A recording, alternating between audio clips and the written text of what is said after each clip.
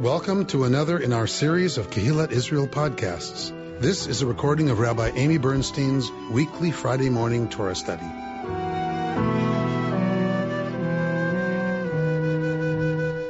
Why are we in Exodus? Because it is the holiday of Sukkot. So when we have Yontif, we have Sukkot 1, and in the rest of the Jewish world, Sukkot 1 and 2. Right? The first day of Sukkot is Yontif. The second day of Sukkot is Yom Tov. And we read from the book of Leviticus. We read on Yom Tov of Sukkot about the offerings that were made on Sukkot. At the right, we're told the tabernacle, but of course later in the temple, each holiday had its own special offerings. So on Yom Tov of Sukkot, we read Leviticus. We read about those offerings. On Chol HaMoed,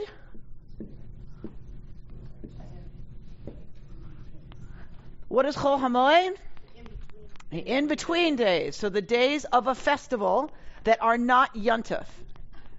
So the days of a festival that are not the holiday, or we don't light candles, we don't make Kiddush, you can go to work, you can drive, like all that stuff, that's Chol HaMoed.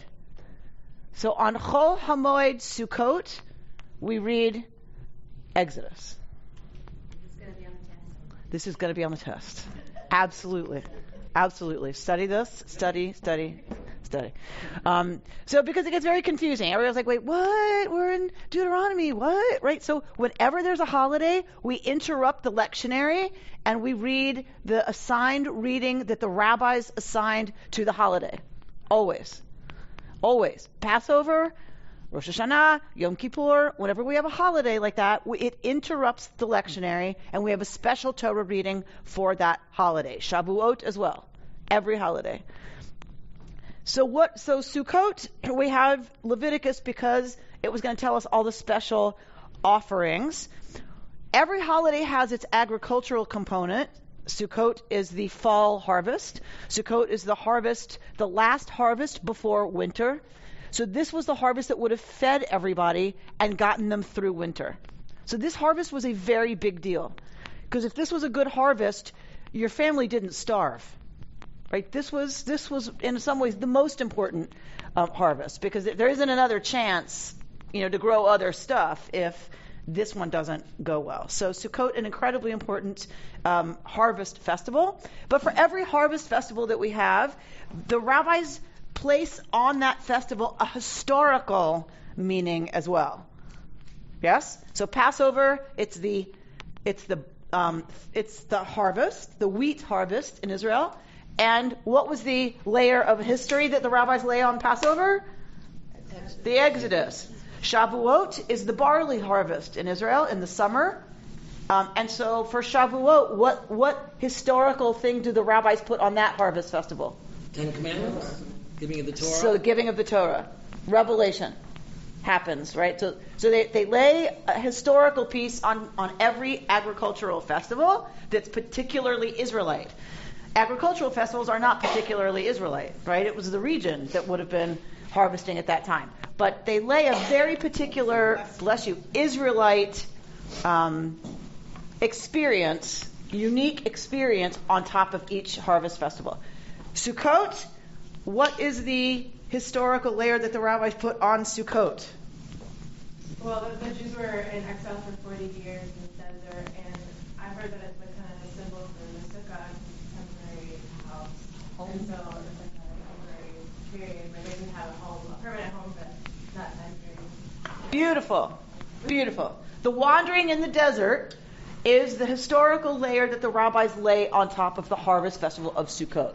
So it's not just the harvest, not just what we're going to bring in, but it's also remembering wandering in the desert for 40 years. And that's why we build a shelter.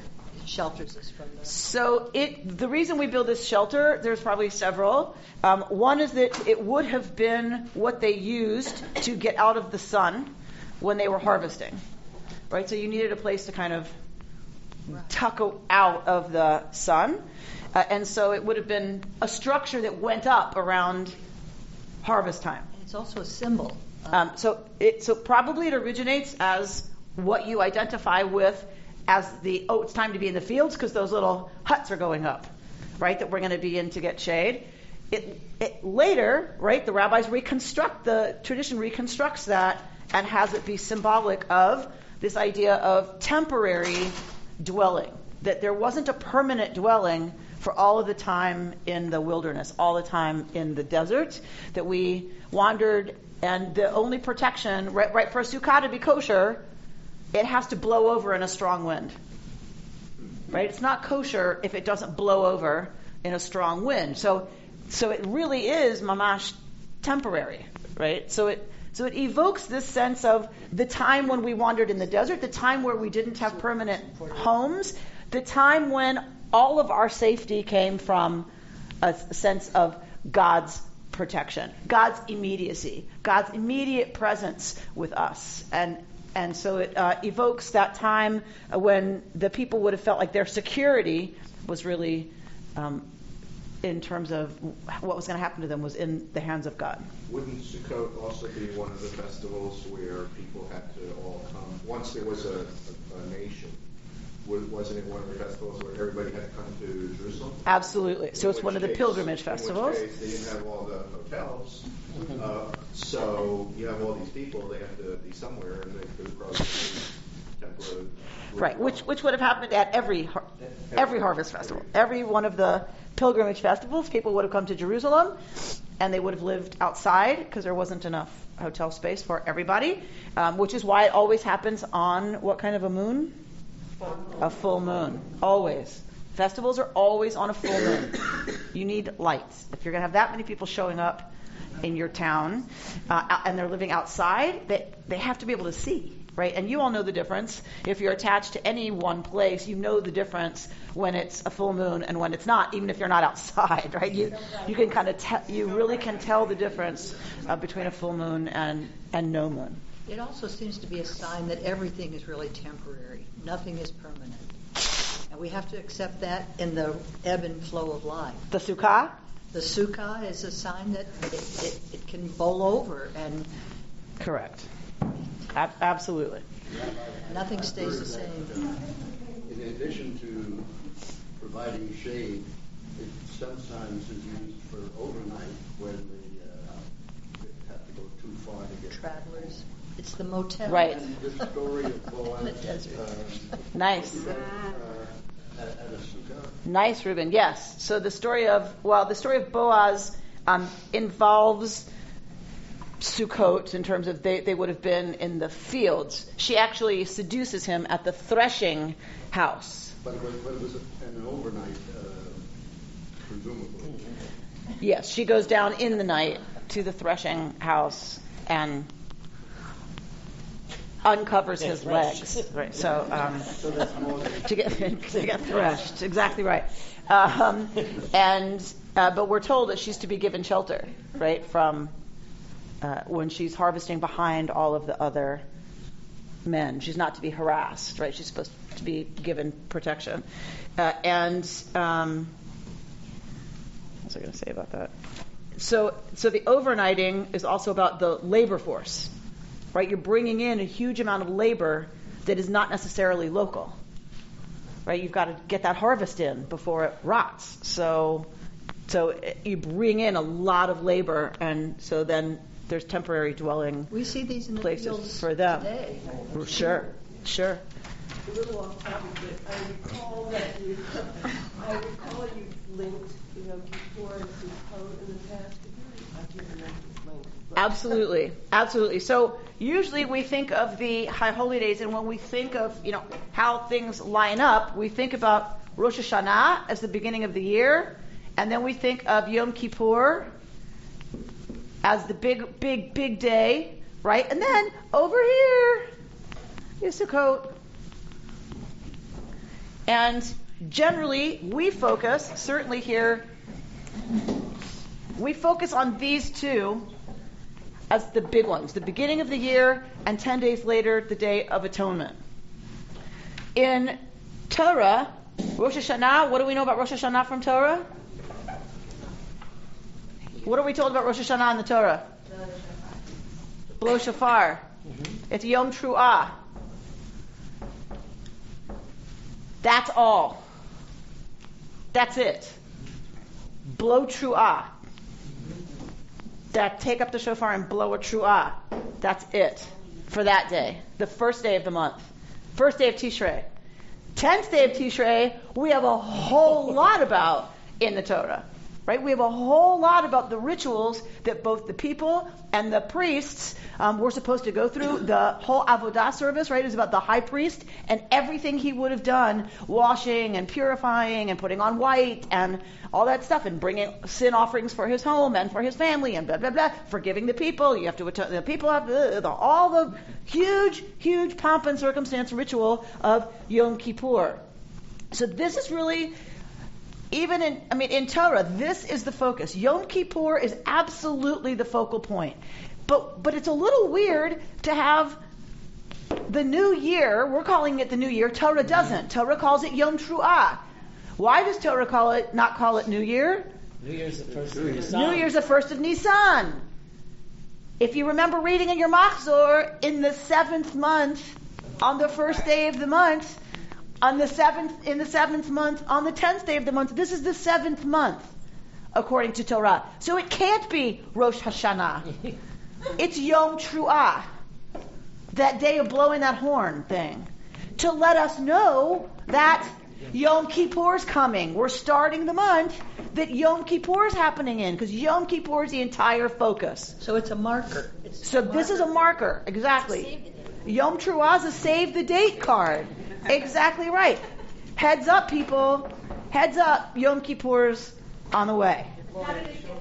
So, okay, hang with me. So, Yom Kippur is the focus. So, it makes very little sense, right, to have the big hoo happen here, and 10 days later is the even bigger, and then Sukkot.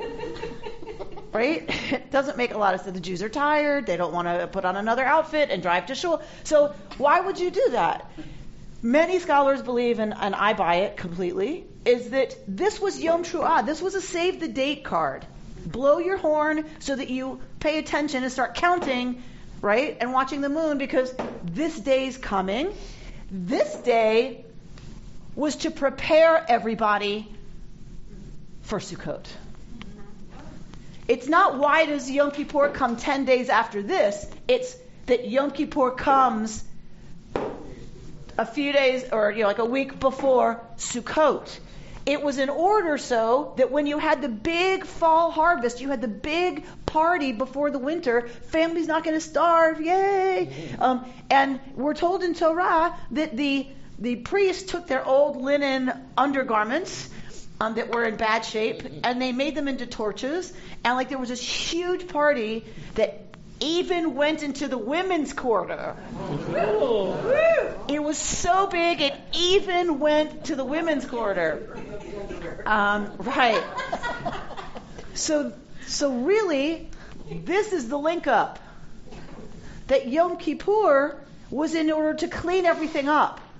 If I have business with Sarah, if we've had something bad happen between us, it's going to be really hard for us to dance together at Sukkot. You've got to clear the field. You have to clear everything out. You reset. You fix your relationships. You atone. You fix it with God. Everybody's been purified. The people, the sancta, the space, the priests, everything is completely new, pure, crystal, clear, white, so that when we get to the party, everyone feels completely ready to engage. But we don't have a burn your old underwear celebration. We do not anymore, unfortunately, light our underwear on fire on Sukkot.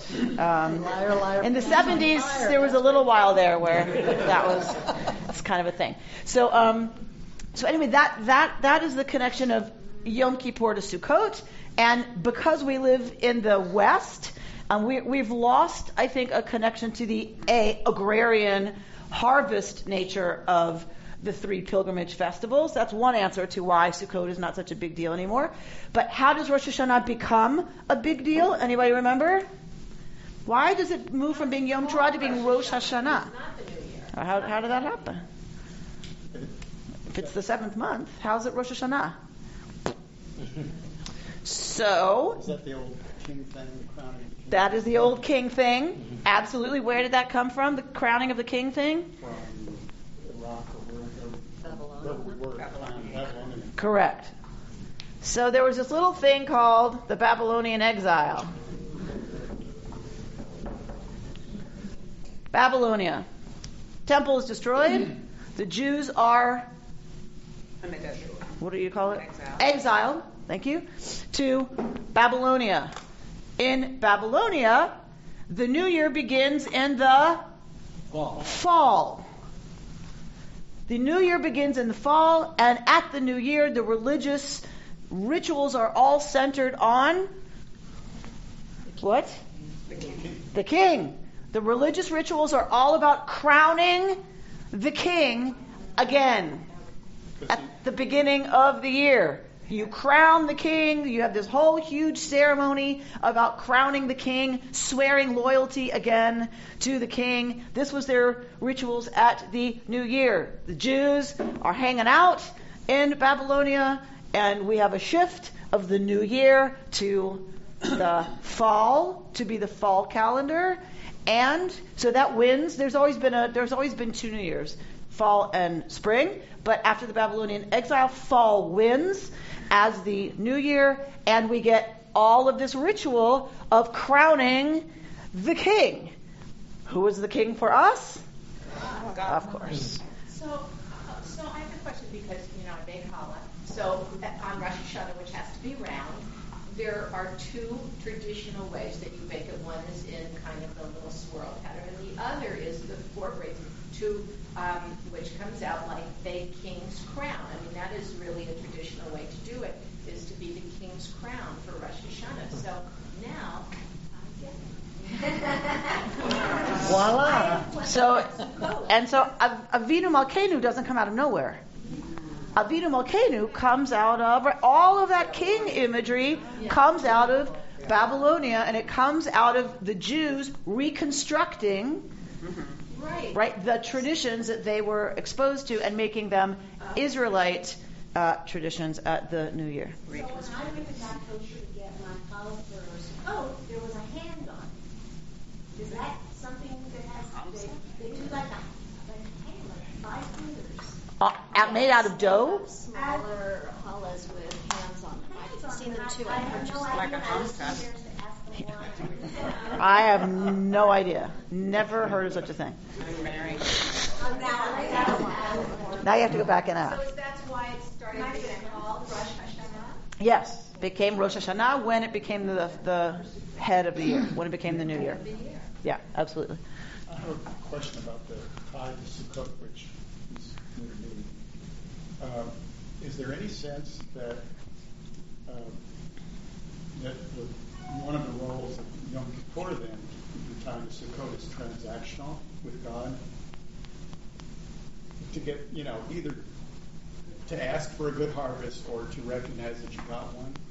I think 100%. It's about writing the relationship as you're going into the last possibility of being fed before winter. You want to right that ship fast, right? Yes, 100%. 100%. Okay. We good? Yeah. We all good? All right. Okay, that's enough. Yeah. Okay, we're done. You did it today. So, dangerous to ask us that question. If it's quiet, you need to just run. Keep going. Just don't look back.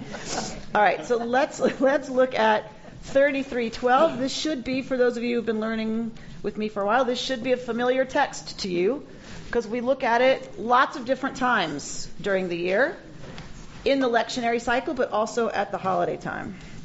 So let's look at this text. 33:12. Bert? Moses said to the Lord, "See, you say to me, lead this people forward, but you've not made known to me to whom you will send with me. Further, you have said, I have singled you out by name, and you have indeed gained my favor. Now, if I have truly gained your favor, pray let me know your ways, that I may know you and continue in your favor. Consider, too, that this nation is your people." And he said, I will go in the lead and lighten your burden. And he said to him, Moses saying to God, Unless you go in the lead, do not make us leave this place. For how shall it be known that your people have gained your favor unless you go with us, so that we may be distinguished, your people and I, from every people on the face of the earth? Okay. What has just happened? We're in Parshat Kitisa. That should be a clue. What just happened? The golden calf just happened. Moshe goes up to get the 10 Commandments, comes down. The people are already breaking the deal by representing God with a bull, a calf. And so Moshe tears up the agreement, right? He breaks the tablet because he's tearing up the agreement because the people have already abrogated the deal. He goes back up. God calls, there's a plague. It's horrible. Lots of people die. It's terrible. God calls Moshe back up and says, you bring the tablets this time. So Moshe brings another set of tablets, and we get the renewal of the covenant. We get another shot. God forgives because Moshe implores, God forgives, and we get the second set of tablets. That is the covenant that is still in place. Not the first covenant, right? That got torn up. The agreement that's still in place is that second agreement that Moshe comes back down with. Is it different from the first?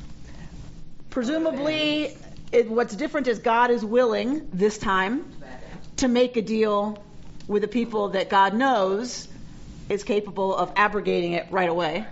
So God's willing to take that risk. And the people know that, well, I don't know what the people know that's any different than what they knew before. I guess that God means business. I don't know. But certainly God has learned something. And in that sense, for me, that I've given a sermon on this, that in that sense, for me, that's what makes this covenant able to last, is that God makes that deal with a fallible people. And that's the only way the agreement stays in place for so long. Like anyone who is with someone, it's not until you have your first fight, it's not until they break your heart for the first time that you're going to get to the relationship the way it's really going to last. Sarah's smiling and nodding. Yeah, Sarah?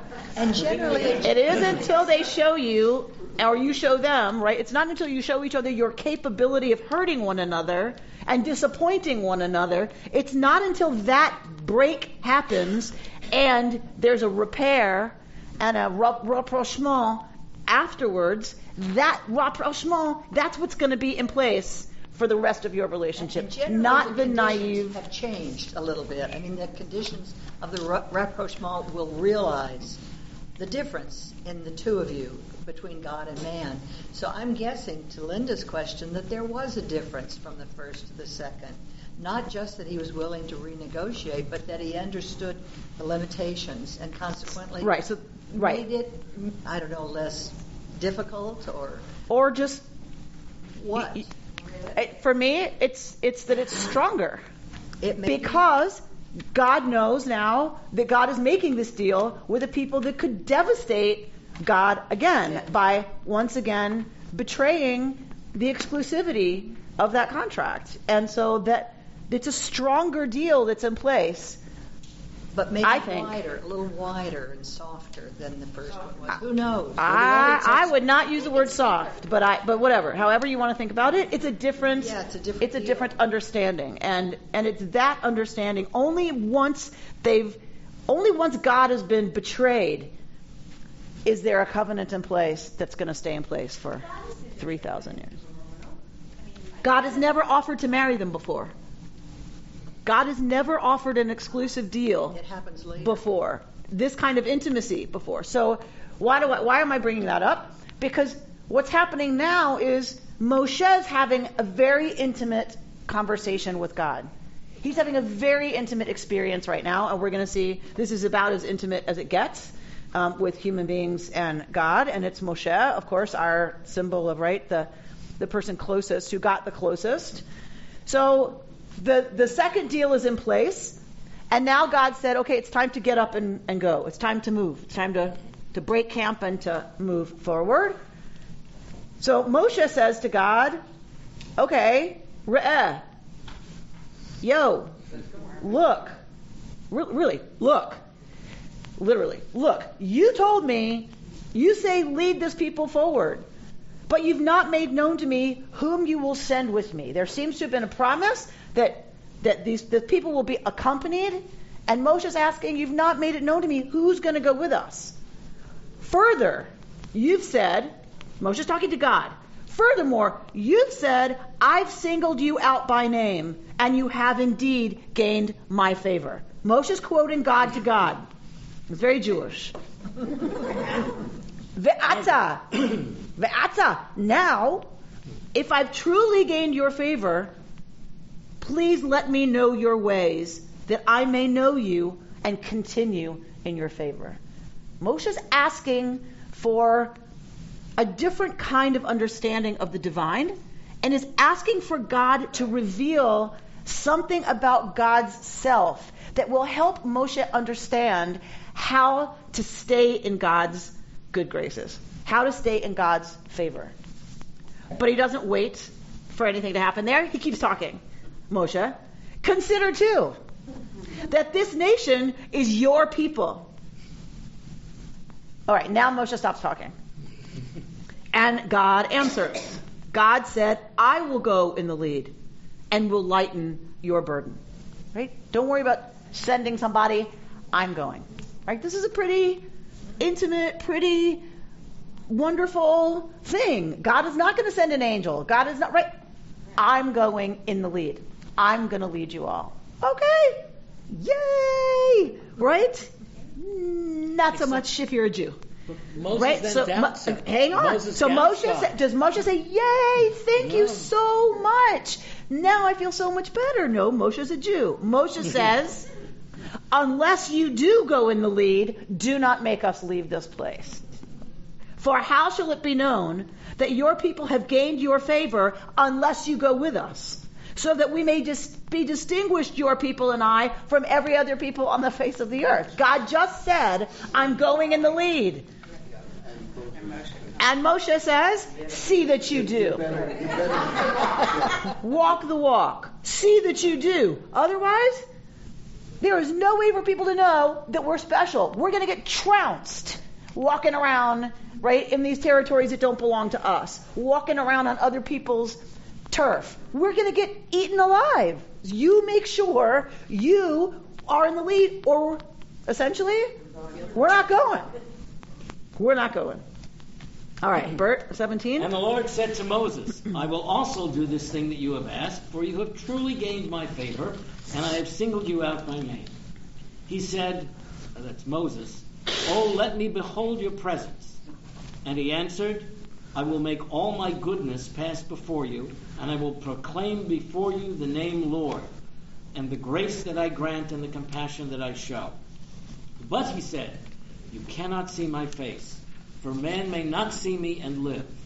And the Lord said, "See, there's a place near me. Station yourself on the rock, and as my presence passes by, I will put you in the cleft of the rock and shield you with my hand until I have passed by. Then I will take my hand away, and you will see my back, but my face must not be seen." Okay. How much more anthropomorphic can you get? Right. Yeah. Yep. So as Bert read, he kept clarifying, this is God talking, this is Moses talking. If you listen in the Hebrew, there's no indication of who's talking. And he said, and he said, and he said, and he. This is always how it is, remember? This is always how it is when we're dealing with a theophany. When we're dealing with God's appearance, we are always dealing with a tangled linguistic style on purpose. Because it is not clear in an encounter with the divine exactly what's happening when. Right? And sequentially, right, the whole Revelation section, him going up, him coming down, he's called up, but he's already up, how can he be down if he's up? Right? The whole thing is a mess. It's supposed to be. The author isn't stupid. Right? The editors knew how to edit a text. It's on purpose that it's left really tangled. It's a linguistic device to emphasize the fact that this is ineffable. This is stuff beyond words. So they tangle the words to make that clear.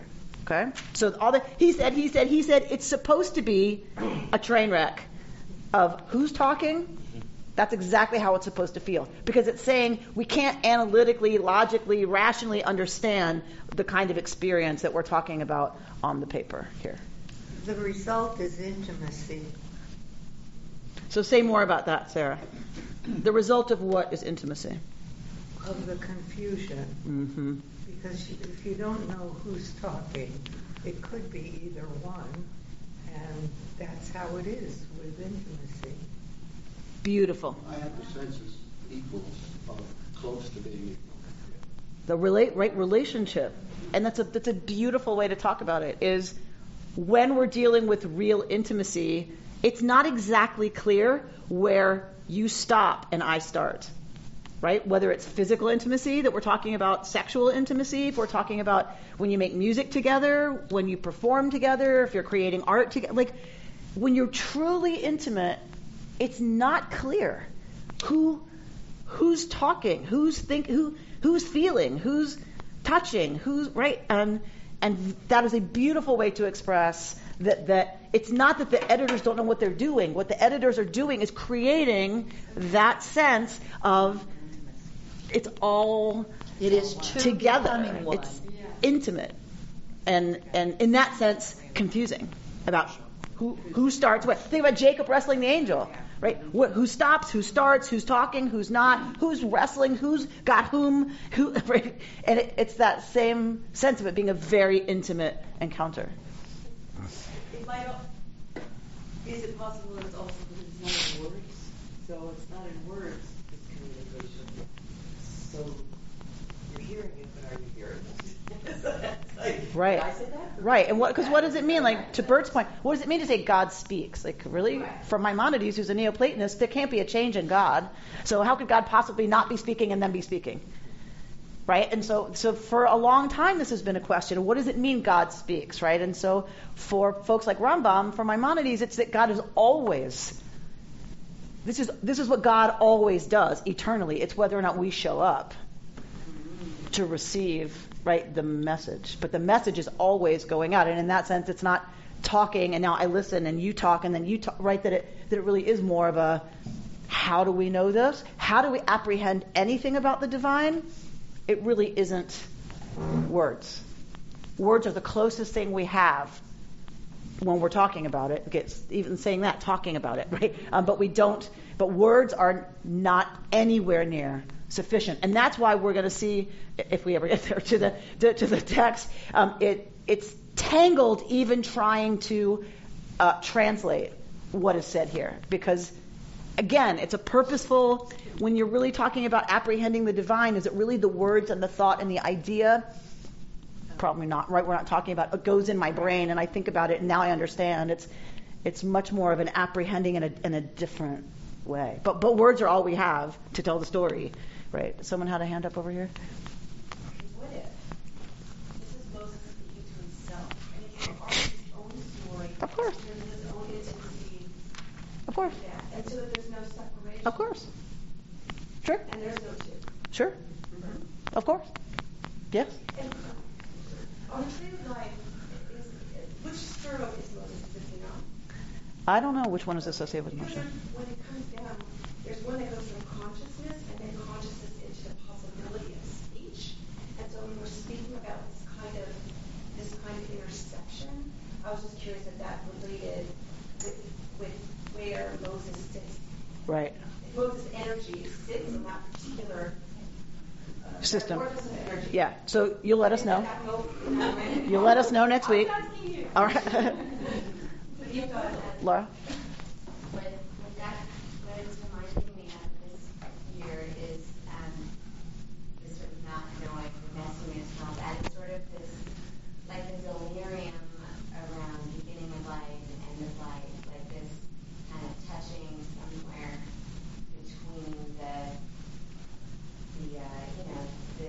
known tangible planet and whatever else is before or after. It's sort of a Sticking your hand behind the veil, right? There, that the veil from this reality to The other is thin sometimes and in some places. And this is certainly one of those moments where, right, we're talking about normal. Exactly. Because there is no normal when we're at the place of beginning of life, end of life, transformative life experiences that change us profoundly. There isn't a normal, right? There's only not normal. Or like the gravity wave that I'm talking about, it's sort of like time bending in a way. It's just not the way we perceive things in our regular. Correct. Yes, Anna. The conversation reminds me of something like when he talks about the collective unconscious and that place where dreams come, or waking dreams, or if we're able to listen to it, and we all have that. We all have that as human beings, which the part that I don't get is that the Jews are separated from that. Somehow the Jews get separated, our people, when it's the collective. It's collective. So, because we have to be fair to the time and place this is written.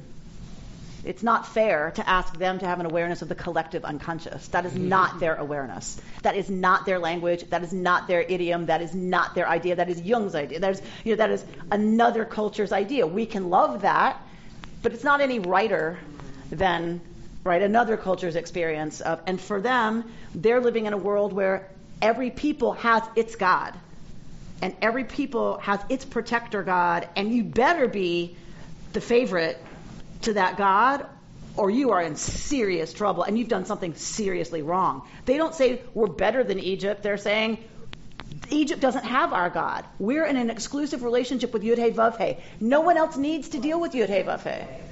Right.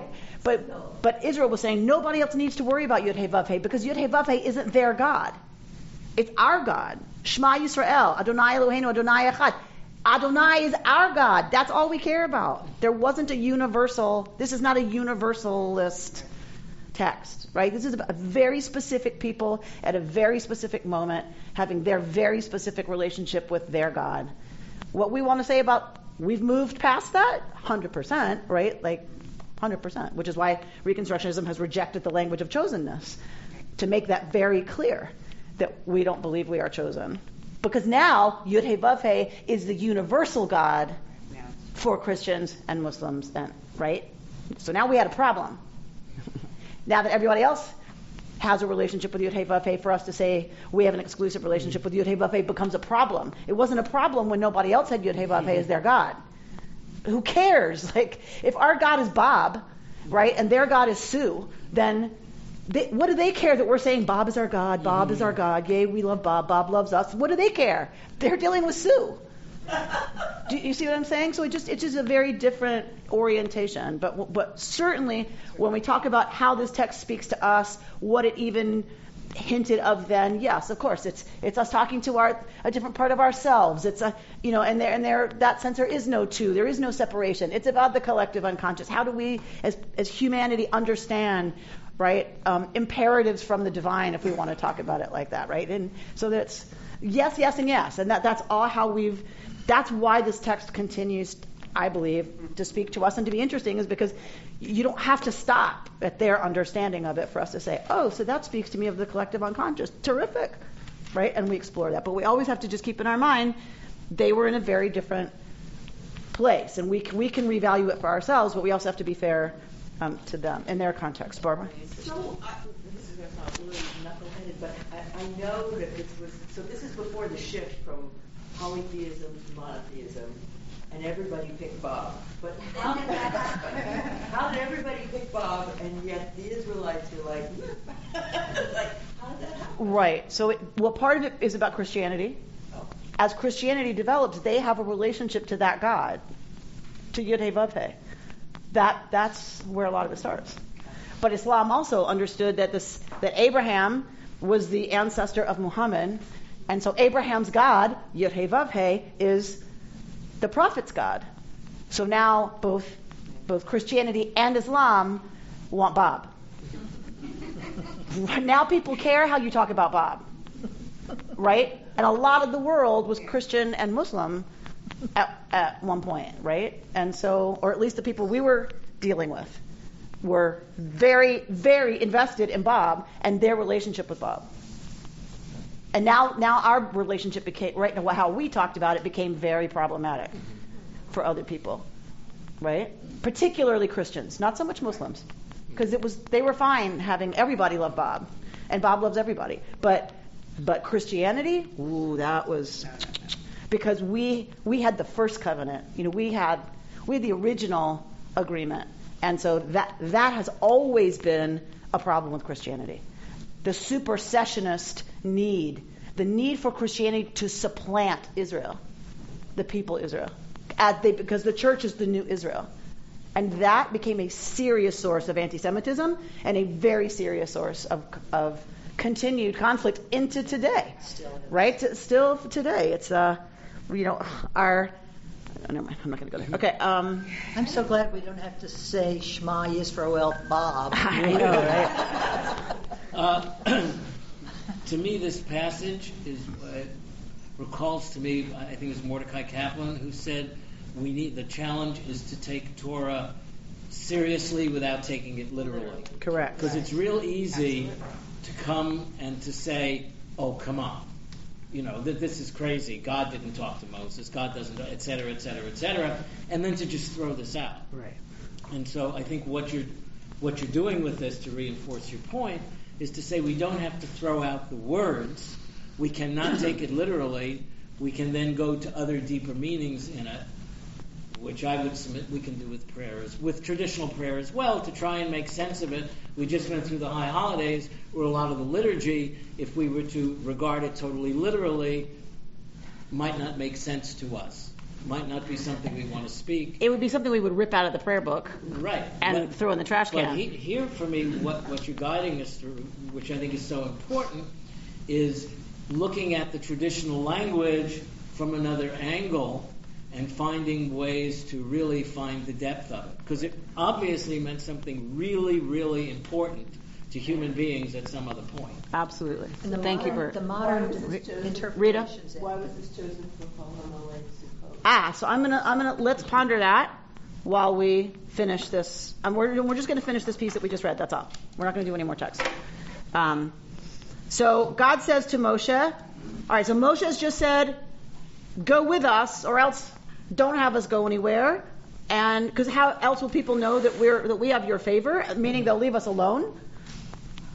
And God said to Moshe, "I will also do this thing that you have asked, for you have truly gained my favor, and I have singled you out by name."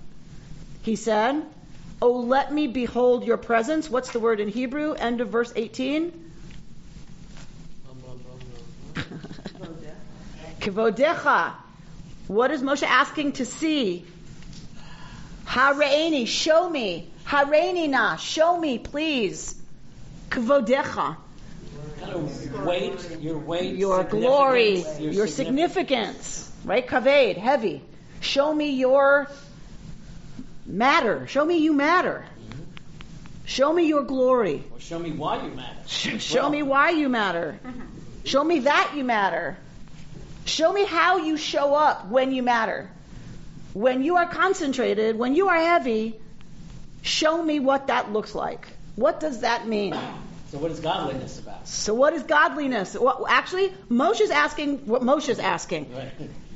God answers what God answers. So, and those are, some people want to see those as two very different, right, tracks. Moshe's saying, show me you. God, what does God do in response? God says, I will make all my goodness, kol tuvi, all my goodness pass before you. V'karati v'shem Adonai lifanecha, and I will call out the name Yud He Vav He before you. And here's where it gets really tangled. V'chanoti et asher achon. I will grant the grace that I will gracify. V'rachamti et asher erachem, and I will mercify that which I will mercify. It's just as tangled in the Hebrew as I just made it in the English. It does not exactly make sense, but like God, it doesn't make a lot of sense, the Hebrew, but I think it's back to that point of mushing up something about grace and something about mercy and compassion. And the scholars point to the fact that it is God saying, I will be merciful where I will be merciful, and I will grant grace where I will grant grace, meaning, unlike other cultures surrounding Israel, there's no magic you can do that will assure you that I will be merciful, right? There's no spell you can cast. There's no stuff you can mix together in a cauldron and call it good, right? God, will decide where I rachem and where I chen. Going back to what Moses was asking for, is he continuing to sort of be kind of this practical thinking leader? Like, okay, so we're going to go march off and God's leading the way, and what if some guy comes up to me and says, are you really sure that that's God up there leading us, or that we're not going off in some weird direction? And I need to know what you look like so I can go and check and say, yeah, is that still the guy who's leading us? And I mean, is that... Very possibly. Moshe's maybe looking for a practical answer. That show me what's going on. Show me. How do I know? How will I trust? Very possibly. God is giving a very different answer to show me. Moshe says, show me. God says, I will cause my goodness to pass before you, and I will call out the name Yud-He Vav-He before you. Moshe's talking about seeing. God answers in hearing. And I will call out the name, and goes on. But you cannot see my face, for man may not see me v'chai, and live. We've had this conversation before. Right? But you will know evidence that I am. So we will have to unpack that. 21, and God said, see, there is a place near me. Station yourself on the rock, and as my presence passes by, I will put you in a cleft of the rock and shield you with my hand until I have passed by. Then I will take my hand away, and you will see, and I'm not going to read the English because I don't like it. You will see my afterward, but my face must not be seen. So, the effect of God. Linda? So, if, put a different kind of spin on it, I guess, God is passing by Moses and is leading him, would you say God's essence or God's thoughts, whatever you want to say, passing through Moses, so then he will be the leader towards the way that God has shown us. Okay. So that there's some effect on Moshe that changes Moshe in this experience of this divine goodness somehow. A different kind of leader in that way. He will have godliness glowing about him or something. Okay. Laura? I think my language is going to be associated with this. Okay, good. It's quite informative, but it makes me think have a lot of conversations at home with kids about, God, I don't believe in God, and what is God, and this ruler of the universe stuff, it's just wrong, I don't believe it. And of course, and I just think, what if this were the kind of language that was always used to talk about God from preschool on up, rather than the character God or physical representations in drawings of God or whatever the king, the guy with the beard. This is what we mean by God. We don't mean a character. We mean you can see the effects of whatever it is. We don't know what it is. It is this is God itself saying, you can't know. Well, you could know. Stay with me. If we're just going to stay with the text. I love this text because it says, you could know.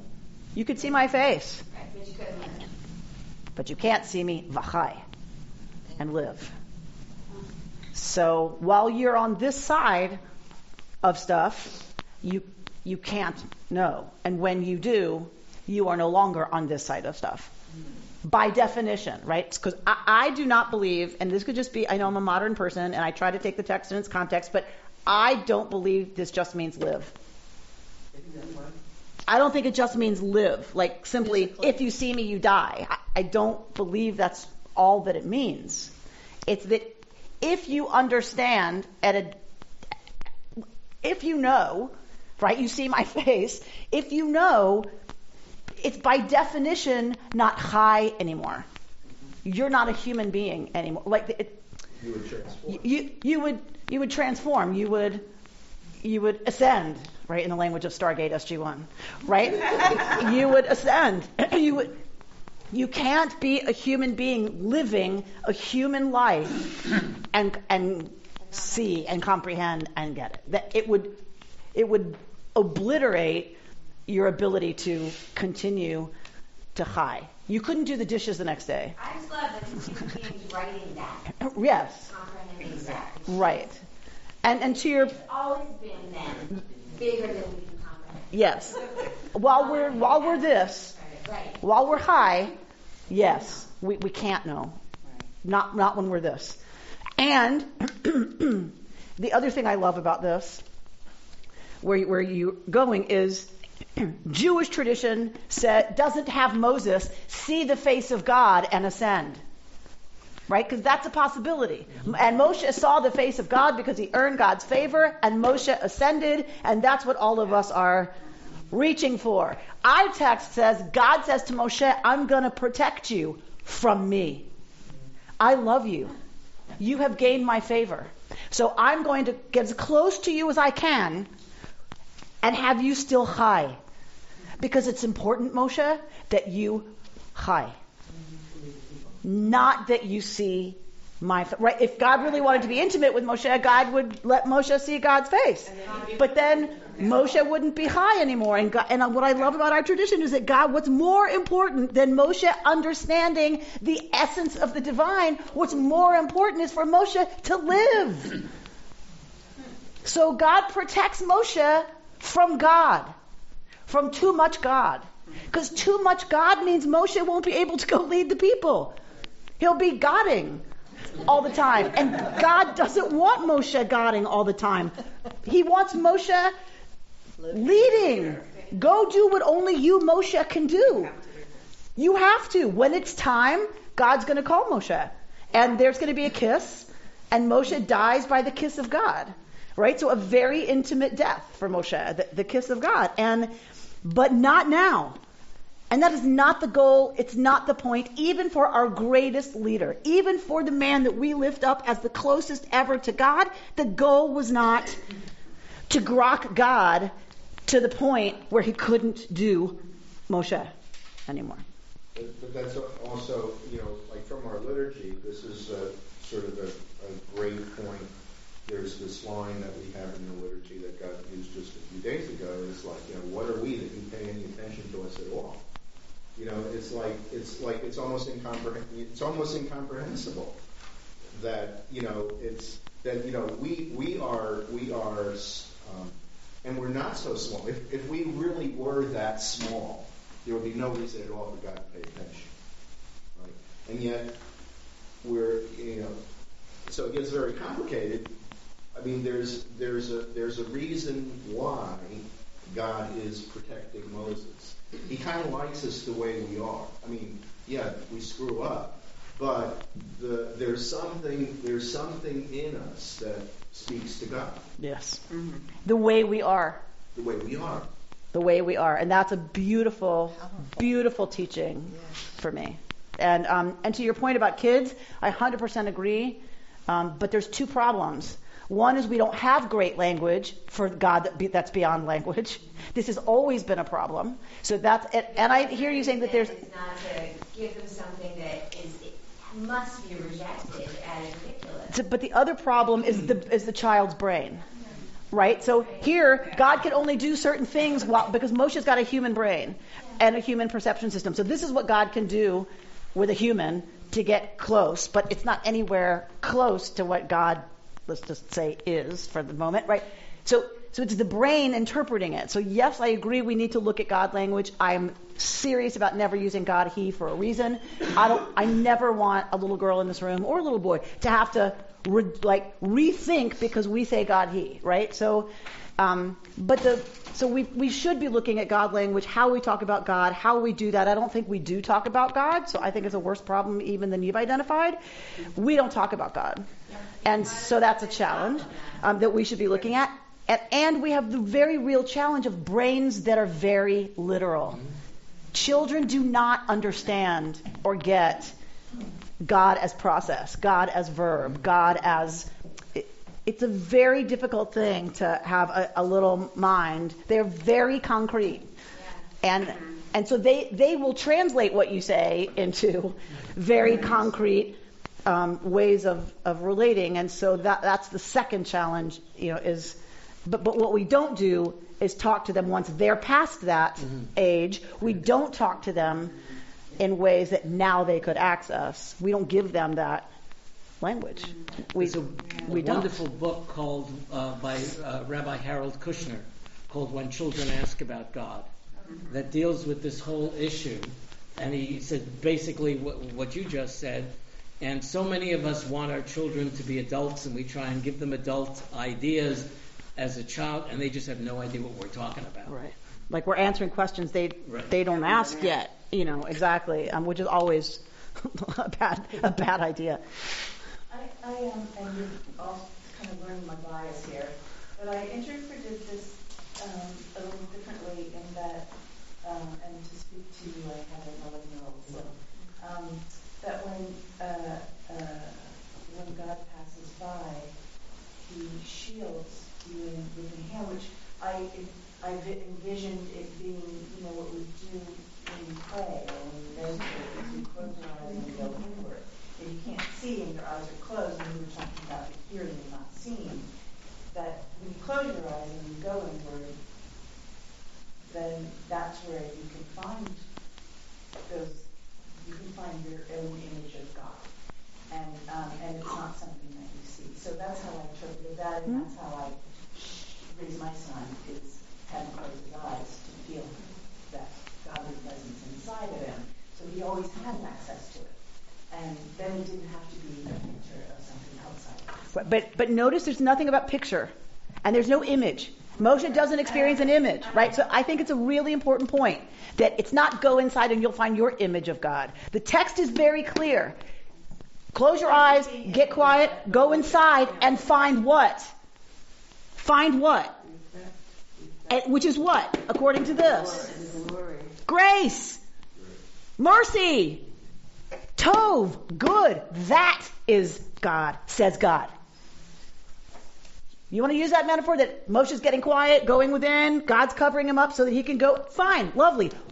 How will you know it's God when you find it? It is Tov. Good. It is goodness. It is chen, grace, and rachamim, compassion and mercy. That is God's kavod that Moshe has asked to see. And God says, you can't see.